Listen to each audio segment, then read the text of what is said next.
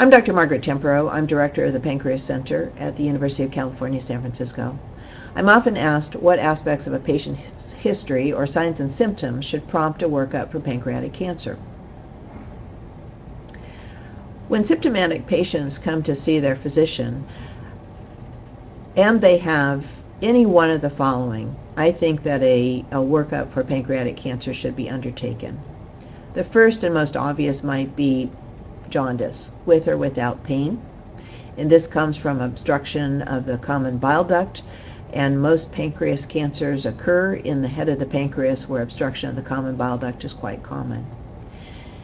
The other sign might be unexplained weight loss. Frankly, about everybody is trying to lose weight, and people often don't realize that when they're losing weight unexpectedly, in other words, they're not doing anything different, they're not going on a special diet, they're not exercising more, they should be thinking about that as something serious, and that should prompt a workup. Patients who have new diabetes, at least consideration should be given to an underlying diagnosis of pancreatic cancer. For reasons that we don't understand very well, this cancer can cause diabetes, and long-standing diabetes is a risk factor. But for patients who present with pancreatic cancer, they often have hyperglycemia. It may be very mild, and often the hyperglycemia is more difficult to treat.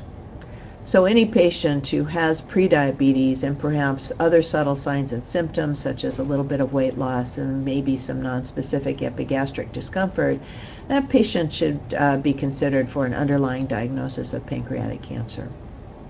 The other aspect of a patient's history that's important is their family history.